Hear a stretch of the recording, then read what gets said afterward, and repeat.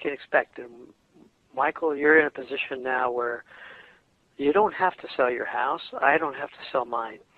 What we need to do is just be alert to disasters and be prepared for them.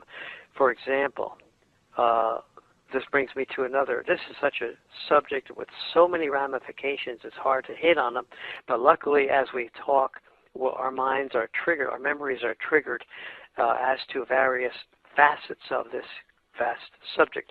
And one facet that comes to mind is the great threat of an East Coast tsunami that will wipe out Charleston, will wipe out me here in New Jersey.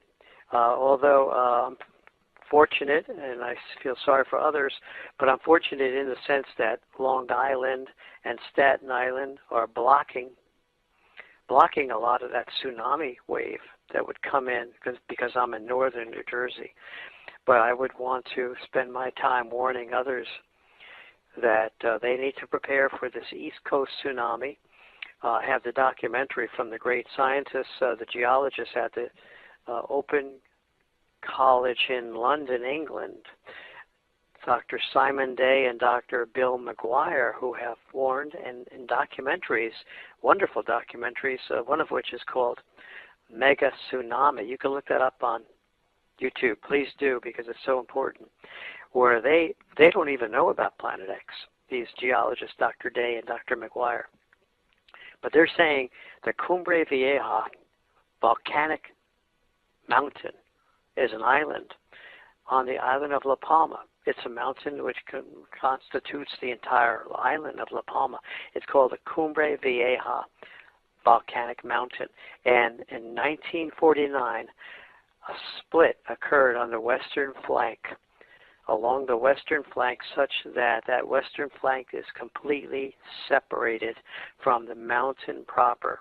And water is building up in that extinct volcano, such that when a volcano begins to erupt, the heat from the magma will definitely, they tell us it will definitely heat up the water that is trapped in those many, many fissures within the crack, the separation of the western flank.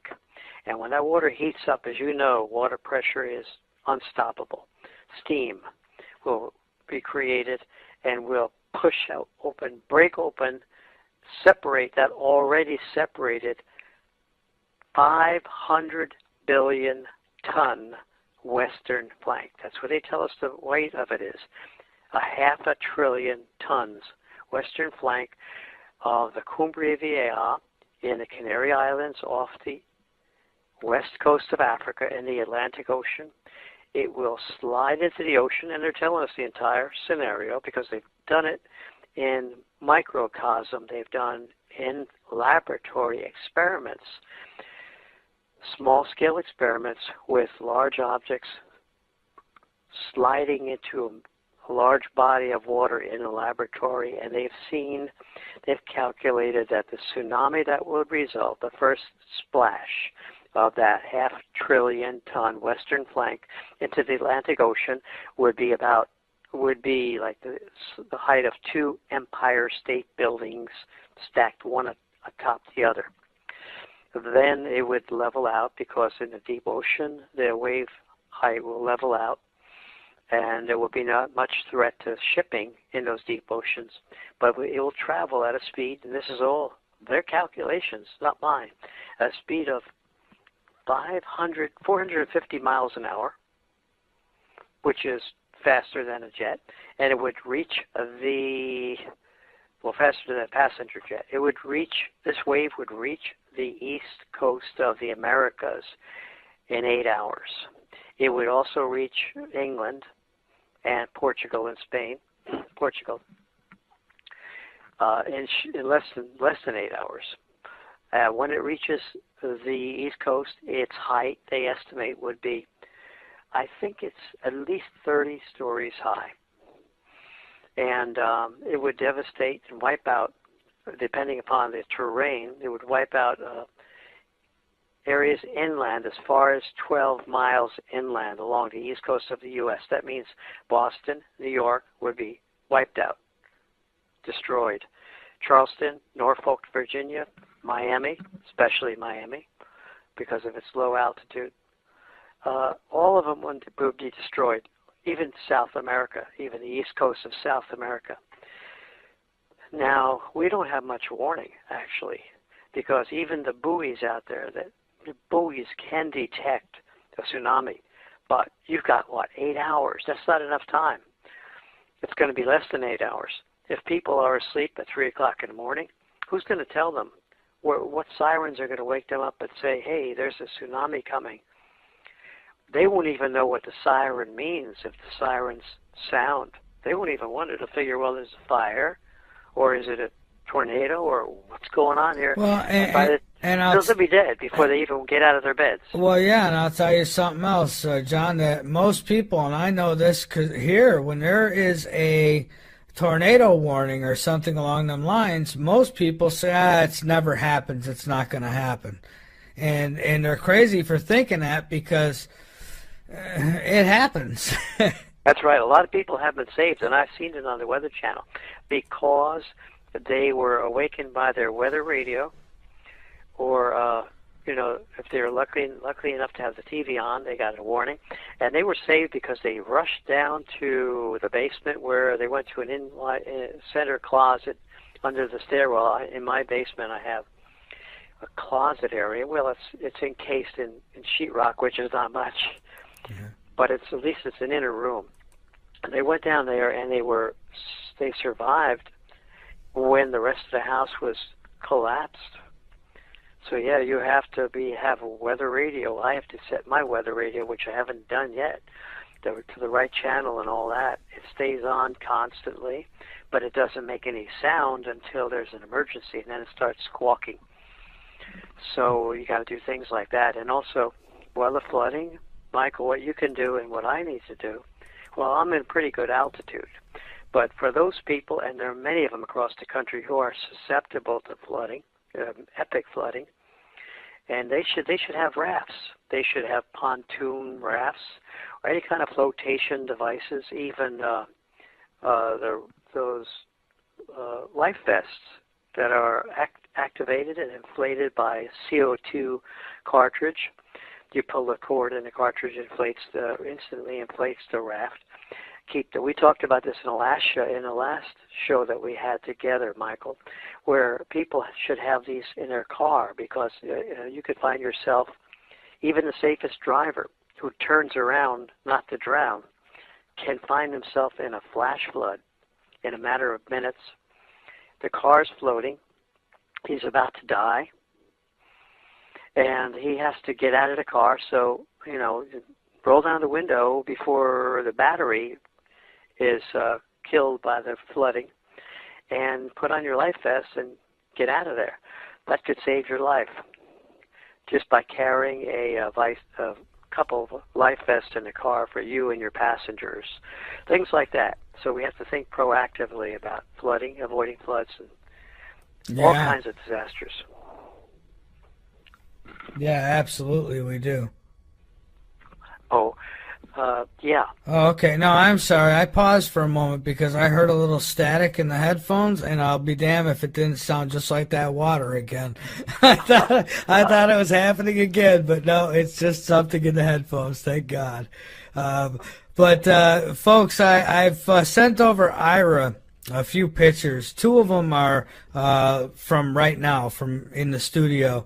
And at some point, I think he'll throw them in there if he gets around to it. He's busy, so he might or he might not. I can't do it right now, so otherwise I would. But I do have more pictures of like Planet X and these UFO pics too that have been being worked on. I'll get those ready for tomorrow night so I could share them in the chat room as well. And John, we have another call here, so I want to take it.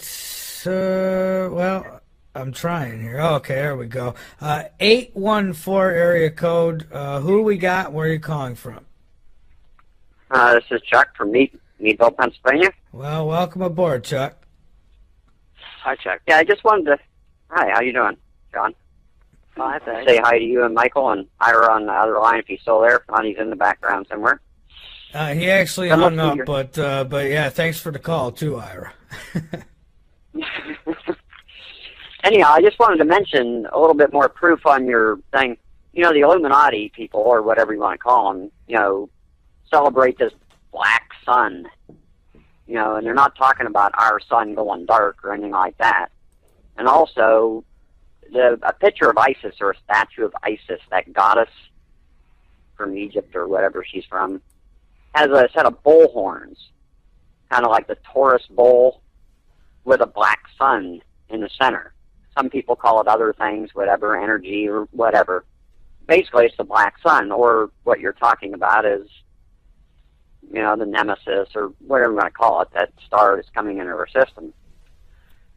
And I was listening on, it's kind of, I don't know, coincidental, or if you want to call it coincidence, another show that was talking about Planet X, and it's supposed to be from the tribulationattacknow.org, by the non-human entities. It was aired on the name of that website again? Yeah, well, I'm not sure that's where it came from, but that's what it was listed underneath. Tribulation or tack now.org, and it was aired by the non-human entities. And I didn't get the guy's name, and I tried to go back to get it, but I can't get the thing to restart. And it was aired supposedly December 3rd of this year. And he mentioned about it going to be coming through the Taurus bullhorns. Of course, we're talking the star system.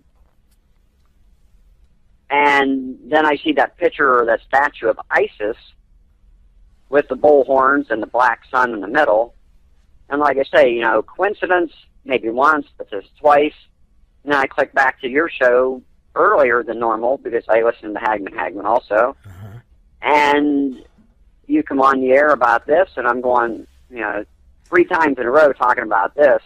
And it just so happens, like, you know, I page through the internet all day. I'm on disability, so I ain't got nothing better to do.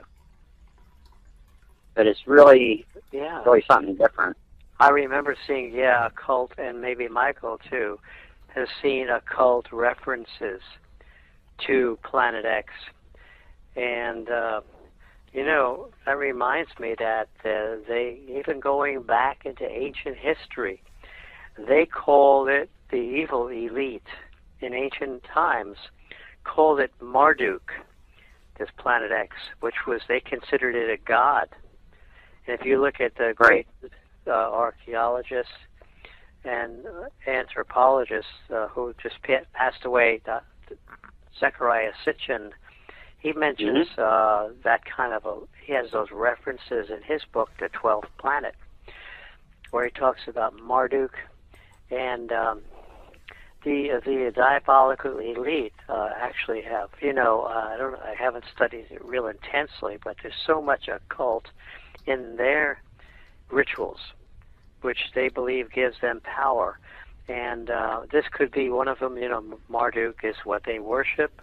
They make it an object of worship as they worship Satan in order to keep their power, and in order to, that they believe, falsely, will protect them if they worship these evil occult entities who they falsely believe represent this great dwarf star, which I know is being brought in by God.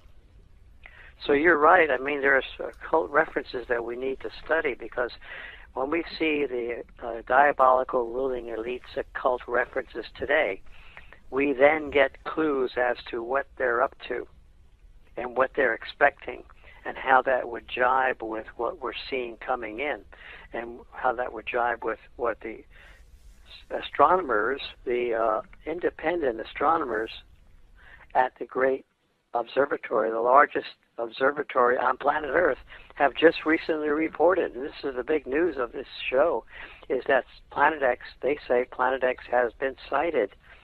And that reminds me, your question reminds me that what happened was there was to show me greater evidence and to support their finding, their sighting of this Planet X at the Atacama Large Meter Array, that's ALMA as an acronym, observatory in Chile. What gives me greater support to the observers and to students of this subject is that the diabolical ruling elite instantly reacted with a hatchet job, a hit piece, a critical, snide, sloppy. There's no reason for the elite in their organ of disinformation, the Washington Post. There's no reason for them to discredit.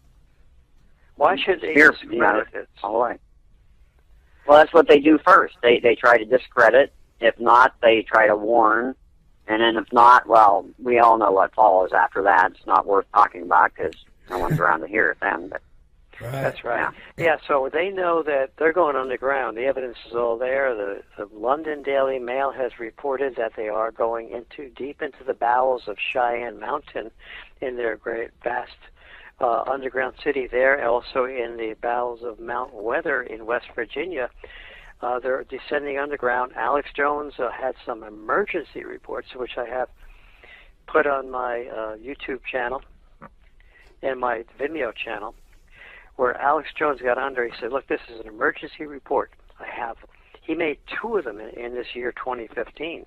One emergency report in June, I believe, and then another in September, October, yeah.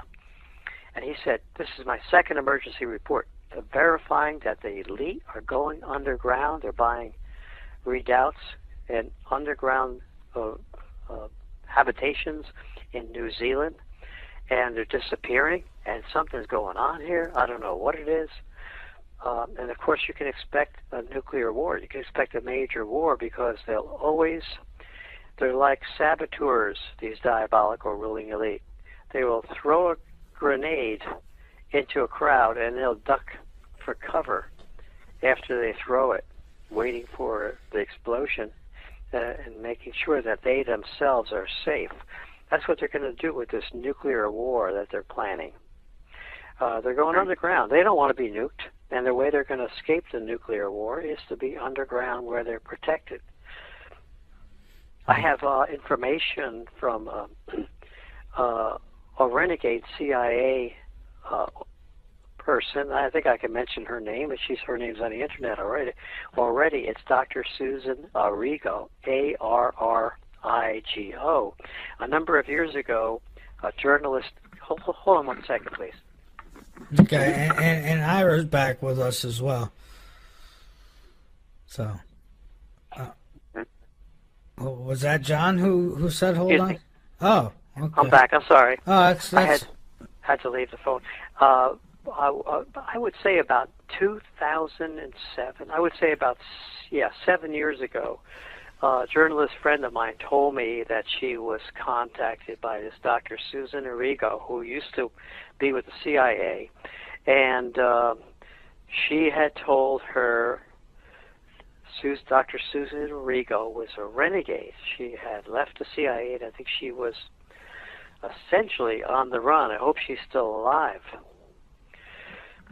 She had told her that they were trying to start a war in Iran by provoking Iran with bombings and things like that, for terrorist acts, and that they were going to trigger this war. It was going to be a nuclear war, but they were prepared. The diabolical ruling elite were prepared to go underground to escape the nuclear disaster above ground. Mm-hmm. And then they were going to come up after the dust had cleared and the radioactive fallout was still around, but everything else was the world would be devastated by a nuclear winter, and there would be maybe just a small remnant of humankind left alive. They would come up, ascend from their underground cities.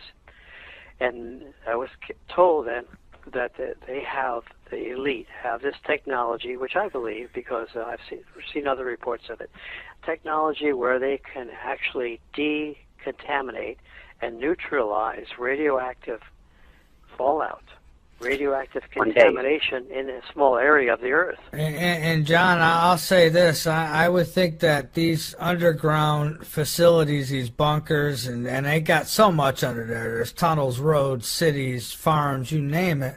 And I think much of this is to survive something like a nuclear war.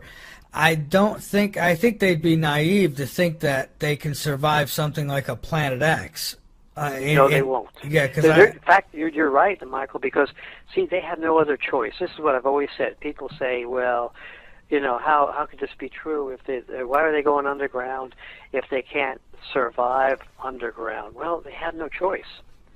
They've been thinking about going into the International Space Station to go up in space for a time, but you're going to get fried up in space, because there's going to be so much electrical discharge from the plasma-drenched objects coming in, from the plasma discharges that are excited within our solar system when this object comes in, that anything like satellites are going to get zapped and fried, vaporized, and it's going to be unsafe there. They know that. Their scientists tell them that. They have to go underground because, you see, they know that Earth's surface is going to get unbearably hot, such that life will be destroyed. A great amount of life will be destroyed. So they have no choice but to go underground, where it's very unsafe. But yet, if they stay on ground, they'll be fried. I'm sorry. Go ahead. Yeah, I was going to say Earth is already getting hot. The supposed global warming thing, the electromagnetic is already getting heated up. This has happened before in history, everything else. And the Indians did survive before. They were taken underground by some kind of entity, but they were brought back up. But that was a different time. It was during the flood, I guess, or whatever. And what I'm finding, I'm sorry, Ira, one thing here. What I'm finding, though, with this whole the Earth is warming thing is that they've refused to follow any of the data from the satellite images, which actually show that the Earth hasn't warmed at all in 25 years. And I mean, this is real. You could go. I'm not saying which one's more accurate, but I would think the satellites are. What do you think, Ira? Well, I was just going to add in that, you're correct on the fact that Native Americans talk about the fact that they were saved by going underground. They actually went underground. They were prompted to go underground by the Great Spirit, and they were taken care of underground by what they refer to as the ant people. And then when the time came to be able to come back up and rebirth up into the new world, basically, the ant people helped them to get up and start surviving. So just kind of an interesting little toss out there. Yeah, the praying mantis. The American Indians were very spiritual, and even though they knew nothing about the Bible, they were so close to the creation and to nature that they actually could feel the presence of God, many of them. And as a result, I think they were protected by God, spirits of God, angels.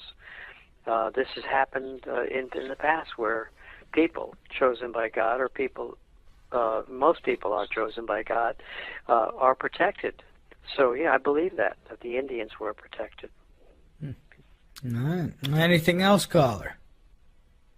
Oh, no, thank you. Thank you for taking my call, and you have a good night. Absolutely. Thanks for the info. Yeah, thank you very much for the call, and thank you for listening. And Ira, anything else? Yeah.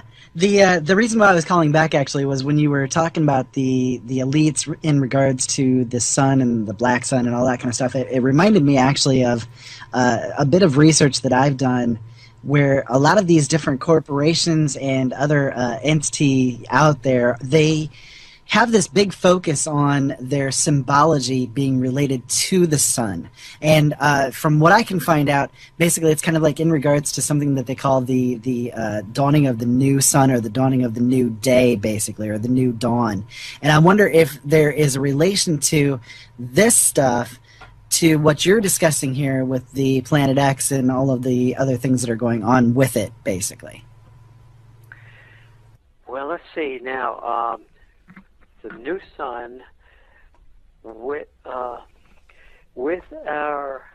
according to the Bible, prophecy given by the Son of God, the sun will become, this is in the book of Revelation now, at some point, the sun will become extremely hot, blazing hot, such that everyone on the surface will be scrambling to go underground to escape the heat.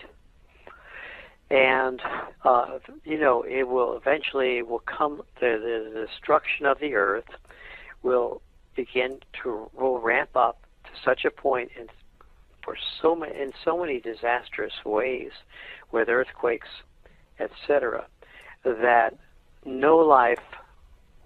virtually no life will be able to exist except, and this is what I prayed about because it has to be understood through spiritual prayer and communion with God.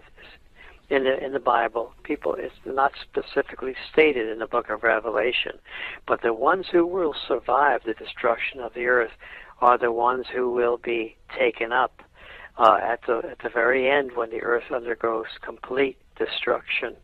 Now, taken up would be in terms of the spirit, not the body. The body would be left behind, and the spirit would be taken up in an instant, in a twinkling of an eye, according to the scriptures. And that can happen when, for example, we have electricity, a lightning bolt, a transmission of energy occurs at the speed of light. Radio waves travel at the speed of light.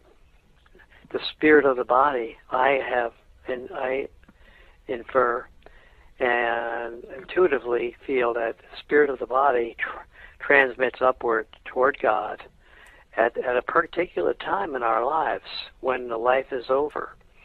It's transmitted upward at the speed of light. And those are the ones who survive. Their spirits survive. Their bodies left behind like a cocoon of a butterfly leaving the cocoon. Mm-hmm.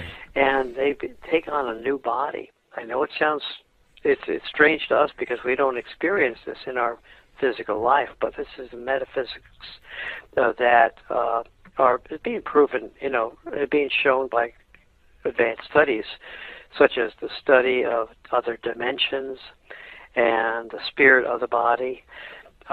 It's just amazing.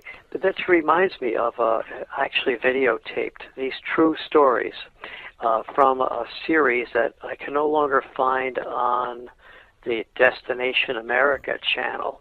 Okay, thank goodness I John, hold that thought for a moment, just for a moment. We got to take our last break. The truth, as we do so often here, but we also get into expanding the mind. And I'm not tied back. I could say what needs to be said. I could say what I want because I have no ties to nobody. We're independent. We truly are. And we're keeping it that way, even though several through the years have, tried to get their grip on us. And it's not that we think we're the best. We just know that we're the most truthful. We're not influenced. We don't go along to get along. And, so let's get back to it with my guest, John DiNardo. And I hope you'll continue to support us at LateNightInTheMidlands.com. John, so you say that they said they found it. This is a recent report? Yes, it was earlier this month. In fact, just maybe about a week or two ago. All you have to do is go to your search engine and type in the acronym ALMA, which stands for Atacama. That's ATACAMA. ATACAMA, Atacama. You can type in that word also. Large Meter Array Observatory. Or you could just type in the acronym ALMA, ALMA. That observatory is the largest telescope on planet Earth. It's a radio telescope, which picks up the spectrum, electromagnetic spectrum of the subvisible light energy, the magnetic energy that comes from electromagnetic energy that's emanated from distant objects.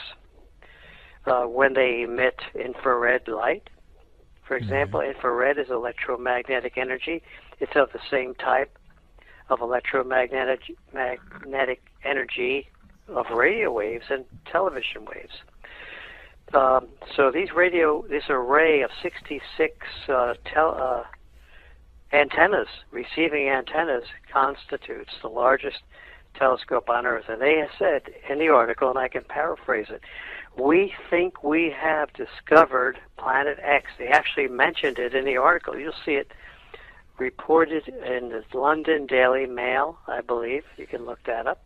Okay. And so it's out there. Now, the evidence that we see, that they've actually found it, the evidence that I notice, and we all should notice, is that the diabolical ruling elite have instantly, in a knee-jerk reaction, attacked these astronomers, these independent, sincere, honest astronomers who are not tied to any government funding whatsoever. And why would they attack these astronomers unless they were afraid of something? The Washington Post, which is the organ of disinformation of the diabolical ruling elite, it's owned by the Graham family, Catherine Graham, infamous Council on Foreign Relations member. They had this Sarah Kaplan, a sloppy journalist. Now, some would say, I have had many tell me, well, NASA, they call any planet that they've just discovered and not given a name, they call it Planet X, and that's what they'll say. Well, they would say it's a Planet X, but in this case, they said we think we have discovered Planet X. I see. And I don't believe anyone that insinuation that any newly planet discovered would be called a Planet X. No, I don't believe that, because it's why then would the elite have buried the term Planet X ever since 1983, when the NSA became quite secretive.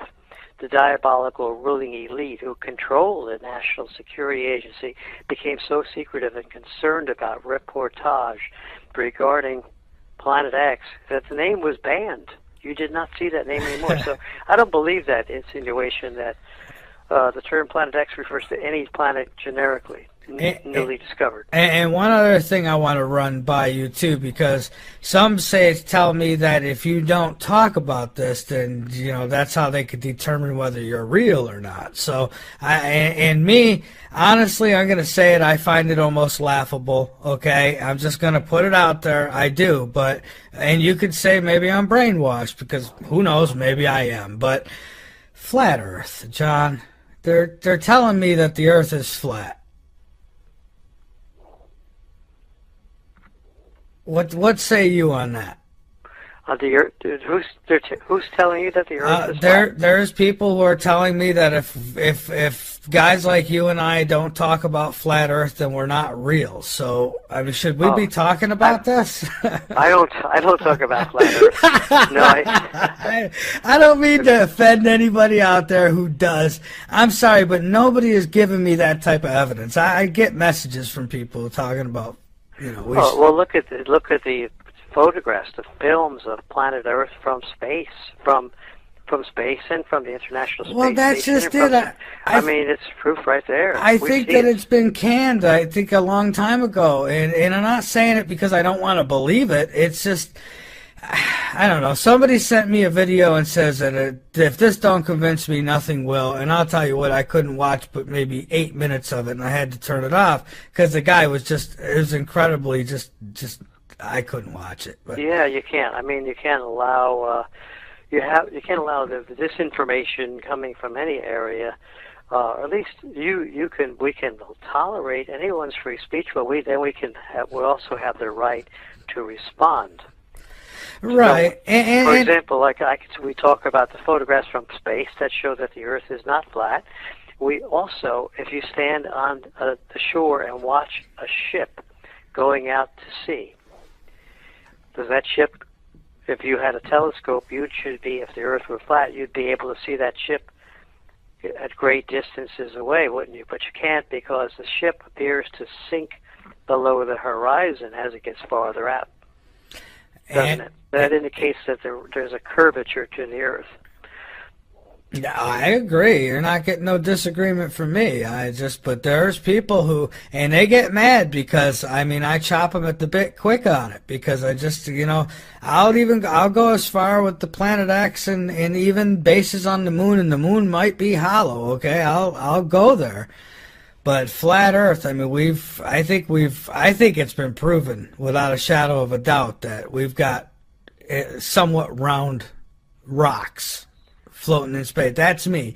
If you could prove me wrong, by all means, contact me, but have real evidence, and I know you're not going to have it because it just don't exist, but I'd be glad to entertain it. But it's all it is entertainment for me. Anyways. At least you give them it gives them the freedom to express themselves. Well, yeah, and exactly. then just let it go at that.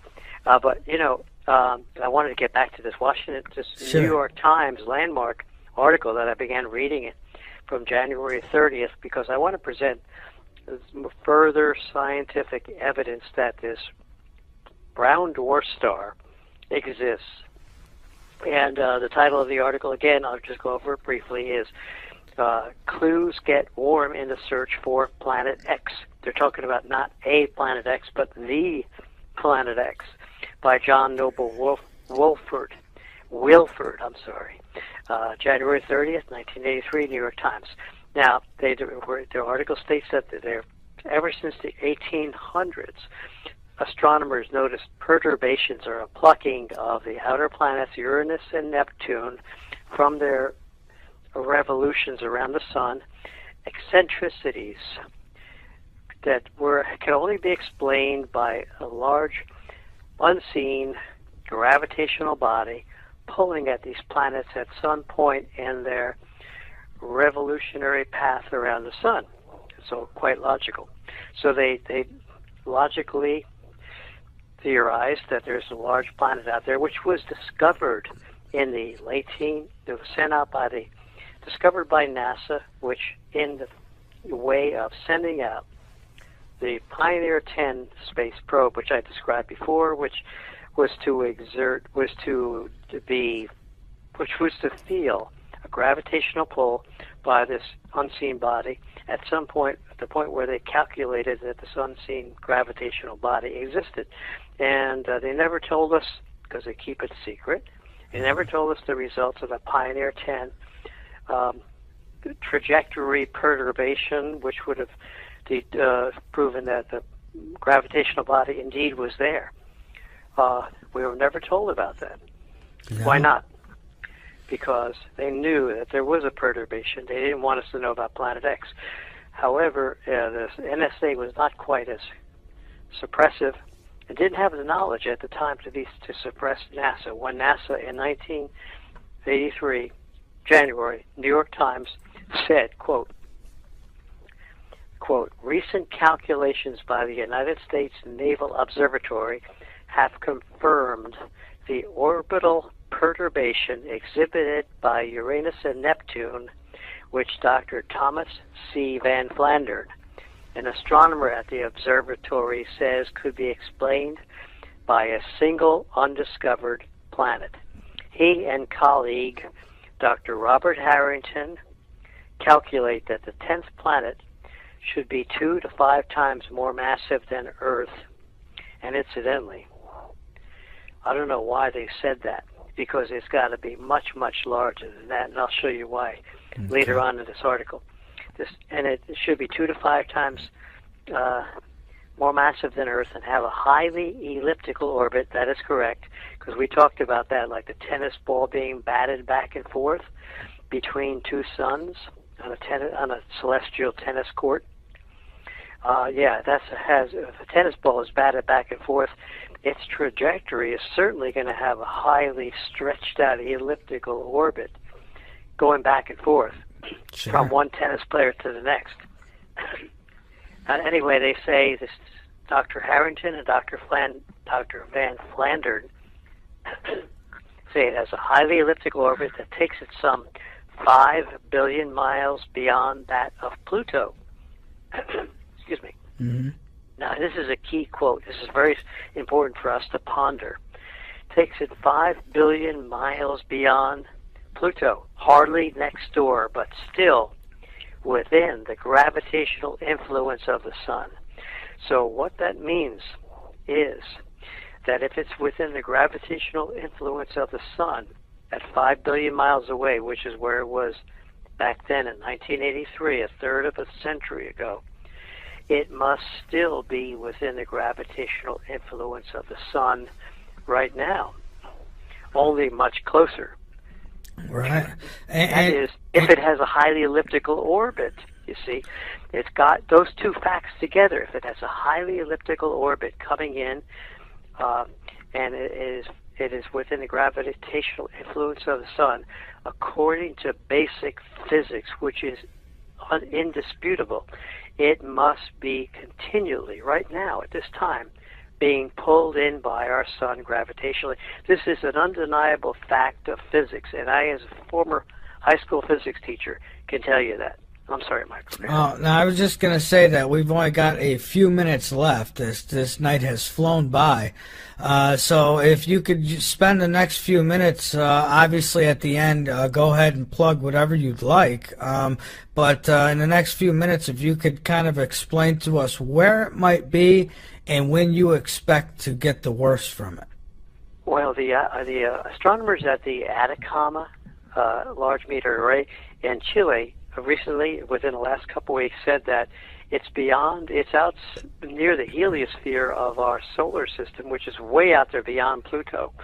And I can imagine where it would be out there because it has come in, well, I won't go into details because we don't have a lot of time, but it has come in below the ecliptic, according to Dr. Harrington, the late and murdered Dr. Robert S. Harrington. I think we could say that safely because many observers have shown us that Dr. Harrington was about to reveal to the world that he had sighted this object, and it was indeed coming toward our solar system. And that's why they killed him. He died of cancer very quickly when he had promised to tell the world reveal his telescopic findings, which were being processed. Okay, so Dr. Harrington was murdered. Anyway, he said it comes in from the south below our ecliptic plane, which means it's going to overshoot the sun and go out and make a huge U-turn underneath the ecliptic and up and over the planets, which is way out there near the heliosphere. So I can imagine why it would make such a huge U-turn. It would slow down in that U-turn, just like a car slows down in its U-turn. But then as the sun begins to pull it back again over the top of the ecliptic plane, toward the sun again, passing over Earth's orbit, passing over the outer planet's orbit, passing over, that's where it seems to be about ready to do now. It's about ready to pass over the top of the orbital paths of the outer planets, and then come in over the top of the orbital paths of the inner planets, Mars, Earth, Venus, Mercury, and the Sun, etc. And as it does, it's going to become close enough to cause gravitational and magnetic molestations of planet Earth. Anyway, Dr. Morita was murdered. I got to tell you this is so key. Okay. Dr. Morita was a famed, eminent world-class astronomer from Japan. Several years ago, when the Atacama, the ALMA observatory, which we're talking about now, which just released this report, they actually had Dr. Morita, the chief astronomer of the ALMA observatory, under construction. They had him beaten to death to terrorize. You can see the article. Just look up Morita, M-O-R-I-T-A. Do a search. I don't doubt that name, along with ALMA, A-L-M-A Observatory. Just type in those words, Morita, ALMA Observatory, and you'll find that he was beaten to death. And John, we can go about another 5-10 minutes over if need be. I don't want to rush you. I want to know what we can. So, but I wanted to add to that and say that these a lot of these holistic healers, along with scientists and God knows who else, have been getting knocked off. Exactly. That's a good point. Dr. Teresa Sievers, a wonderful, beautiful physician in Florida, was beaten to death recently, this year, 2015.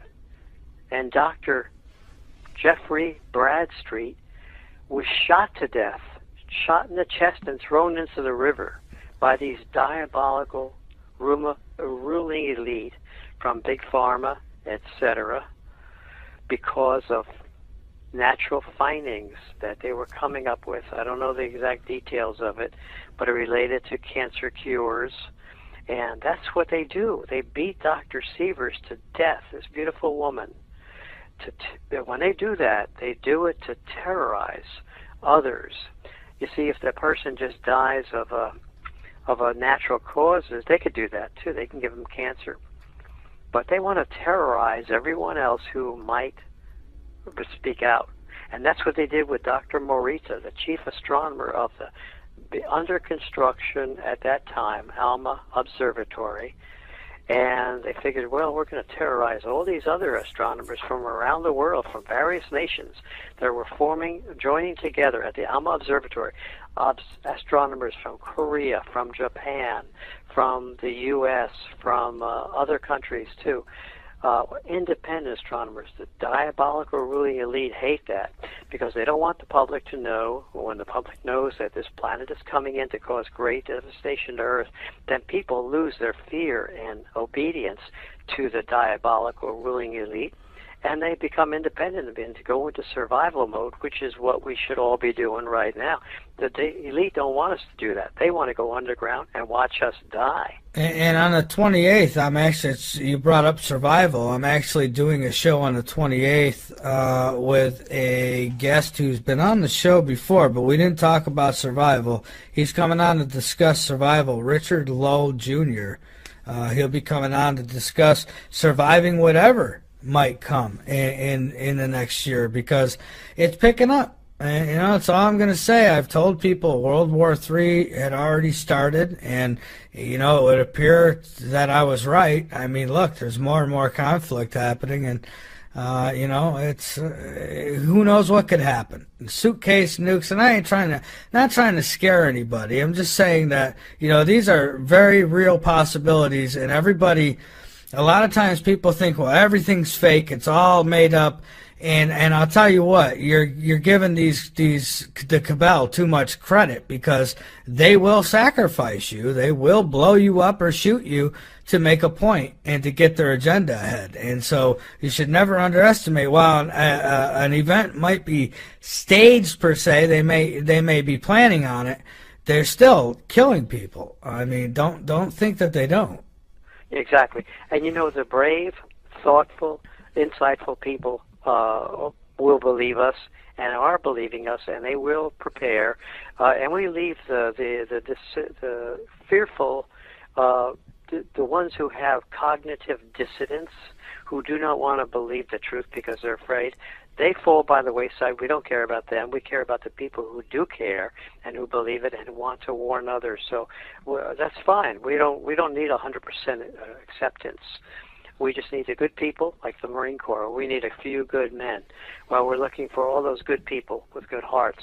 And real quickly, if we have a minute, I just wanted to show you more evidence from the New York Times article of 1983, where these astronomers, Dr. Harrington, who was murdered by the diabolical ruling elite because he was about to announce his findings, his sightings in 1993, Dr. Harrington and others are saying, quote, more credence was given to the hypothesis that a brown dwarf star accounts for this mysterious pulling force on the outer planets. Okay, so there you go, right there. All the astronomers of the day of 1983 say that this is probably a brown dwarf star. Now, if you look at the definition of a brown dwarf star in any astronomy book, you can find it on the internet. The puniest brown dwarf star is about at least 1,000 Earth masses. Imagine that, 1,000 Earth masses, 1,000 Earths clumped together. And when it comes by, so now the scientists tell us it's probably a brown dwarf star. All the people who are reporting on it today, many of them are scientists, are saying it's a brown dwarf star. The astronomers at Chile, they tried to intimidate by beating to death the lead astronomer, but it hasn't worked yet. They report that it's probably a brown dwarf star. You could check out this latest report, and this latest report is really powerful impetus for us to start preparing, because it's being sighted, and it's going to be sighted by other observatories. It's bee swarm. The bee swarm from this brown dwarf beehive is coming in right now. That's the first danger we have to face, is the bee swarm surrounding the beehive. Now, this bee swarm consists of comets, asteroids, and meteors. Earth is in danger, great danger of asteroids right now. I mean, it cannot even hide the danger anymore.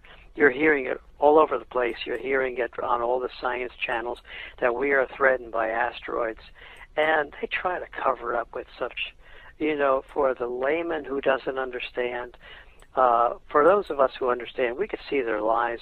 I was looking at a H2 History Channel report on the asteroid threat. In fact, I video or DVD recorded it. And what they're saying in there is, gee, there's more asteroids in our solar system than we thought. Well, that's a lie. I mean, the fact is that they knew there were a certain density of asteroids for many, many decades. And now the number of asteroids has increased drastically. They're not telling you that. They're lying in a feeble way with a sloppy lie that that must be noticed by anyone who studies the subject. That it's not that they just never noticed the asteroids before. It's just that the density of asteroids has drastically increased in recent years, and that's because this beehive is coming into our solar system, being pulled in by our sun's great gravitational force field, and the bee swarm around it is becoming ever dense. And you watch, we're seeing more strikes, more meteor strikes. We had a massive meteor strike in the nation of Iran back in July. That was covered up by the media. I proved that it was covered up in my reports. I posted numerous reports to prove it. They said one person, even related, wife of a Planet X researcher, said, oh, that's a hoax. There was no meteor strike in Iran. And I proved that she was wrong by posting the actual videotape that I found on YouTube of Iranian journalists going into the field where the meteor struck, and they were pulling the asteroid out of the ground and holding it right up to the camera. And of course it was reported in the Italian press, but you could not find it anywhere in the U.S. And just because this wife of this Planet X researcher, she couldn't find it, she declared that it doesn't exist just because she couldn't find evidence of the meteor strike. I proved it by showing her the video evidence, and I posted it in one of my articles, one of my reports. Well, the point is that meteors are striking Earth more frequently now, and we're in danger of being struck by an asteroid. When that happens, you have dust clouds, you have dislocation of society. Okay, the bottom line is prepare. Get your water. Now, I have so many empty water bottles that I have collected. My wife is frustrated because I have all these empty plastic bottles, from ketchup, soda. I mean, I don't drink soda, but once in a while, they buy juice bottles. Any plastic bottle, I rinse it out, fill it up with water, stack it up in my basement. And that's what you got to do, because lack of water is the first thing that will cause death. Well, yeah, I mean, quicker than not having food, that's exactly. for sure. So, but John, we are getting down low on time here, and I don't want to screw the schedule up too bad on Ira. We're kind of cutting into the next show right now, but I thank you so much for being here tonight, and of course we'll kick off another show in 2016. That's for sure.